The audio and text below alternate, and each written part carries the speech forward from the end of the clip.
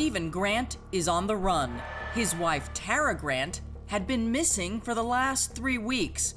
But that all changed when a search of the family home yields the most gruesome of discoveries: her torso.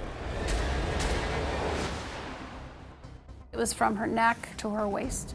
Found in a bin right next to a tub of her kids' toys. He knew we were going to find it, and that's when he went on the run.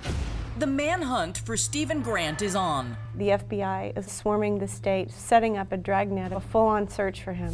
A suicidal Stephen borrows a car from a friend and heads north into the frigid Michigan night. He makes this meandering trip all over the state of Michigan, and he remembers that he and Tara used to camp at the Wilderness State Park. As he makes his way there, Stephen arms himself with alcohol, pills, razor blades, and something else. He has purchased a toy gun, thinking that if he had a gun in his hand and he aimed it at police, they would shoot him.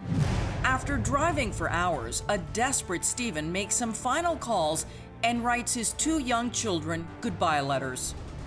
He knew he wasn't going to win. He was right. His vehicle was located up at the park, and he was found outlined underneath a tree. He had extreme hypothermia, semi-conscious. He was seeing people and talking to trees, and he was in pretty bad shape. He was unairlifted and taken to the local hospital. Once Macomb County Sheriff's detectives McLean and Kozlowski arrive, they place Stephen Grant under arrest. But he wants to talk. Only their audio is recorded. 7:45 p.m., Northern Michigan Hospital, interview of Stephen Grant. Little do detectives know the extent of the savage secrets Stephen's been hiding. Okay, going to February 9th, Friday. Stephen says it all started in their bedroom when Tara was unpacking from her work trip and he was naked, getting ready for bed. A fight about Tara's busy work and travel schedule ensues. The argument quickly escalates. Tara slaps him across the face, then Stephen hits her. She fell, and then she banged back her head on the floor, and then she said something like, "That's it. I'm gonna take the kids, you're gonna be homeless, you're a piece of." Enraged, Stephen does the unthinkable. And I choked her. I grabbed her neck and choked her. She Her finger- finally grabbed my hand at one point, but it was too late then. I couldn't stop her. I knew I was going to prison.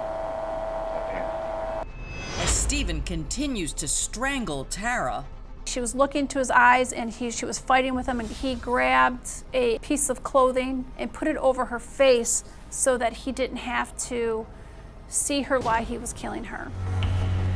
after more than 4 minutes of callously choking the life out of his wife, Tara Grant is dead. Then, with their small children sleeping just feet away, And I wrapped something, a belt around her neck. I think it was my brown leather belt. I knew I couldn't carry her, so I wrapped that around her neck and I used it to basically pull her down the stairs. Stephen, still naked, drags Tara's body into the freezing cold garage where he struggles getting her into the back of her own truck. And I dropped her. It was the most disgusting noise. It just sounded like dropping a watermelon on the cement. I knew then that I had killed her. Stephen eventually gets her into the SUV. He put it in the back of her SUV and shut the door and went back into his house. Moments later, the family's nanny, Verena, with whom he had had a flirtation, walks in the door. Stephen quickly dresses, then tells her the story he's concocted, that he and Tara fought and she walked out on him. He wanted the nanny to feel sorry for him at this point. He was playing the "oh, my wife has left me" card. Then Stephen begins a plan to cover his tracks. He began to do things like call his wife's cell phone and leave messages, knowing, of course, that her body was in the family garage. The next day, Stephen's scheme takes a grisly turn. After saying goodbye to his kids, he drives Tara's car with her body in the back to his father's machine shop. He lays out a bunch of tarps on the floor, and he removes her body and places her on top of it, and he begins to dismember her. I cut Tara's hands off, then I cut to the next joint, and the next joint, and same with her legs. And at some point I threw up. And I threw up again. A shockingly barbaric act. And then I just told myself, look, if you don't do this, you're going to prison for the rest of your life. And I kept cutting her up. When Stephen finishes, he wraps the body parts in plastic and fills a large plastic bin to the brim with Tara. I put everything, I think I put some newspaper in there because at one point there was some blood. It was real thick, like syrup. So you had Tara's entire body in one container. Rubbermaid container. Early the next morning, Stephen grabs his kid's sled and heads out into snowy Stony Creek Park. While standing on a hill, Stephen puts the bin on top of the sled, but before he knows it, it was like Keystone Cops. The sled took off. And now I'm chasing after this sled that has my wife's cut up body in it down a hill. And I finally got it stopped when it fell over and it broke. And all these pieces have now fallen all over the place. Stephen eventually gathers Tara's mutilated body parts and buries them around the park. Stephen brought Tara's body and her remains into this area here. And he was hoping that wildlife within the park would eat the remains and therefore just leave bones, which would then make it a little easier to avoid detection. Not that that would be her final resting place. He moved her multiple times to multiple locations. I've done a very, very bad job of hiding anything. It's right there in the open. The way he was giving us his confession, it was as if he was just telling a story. He would laugh, he would joke, he showed no remorse. It was just telling a story. Detectives also learned from Stephen what led to their big break, finding Tara's torso in the family garage. Turns out, when Stephen heard there was going to be a large-scale search of the park, he panicked, afraid the poorly hidden torso would be easily found.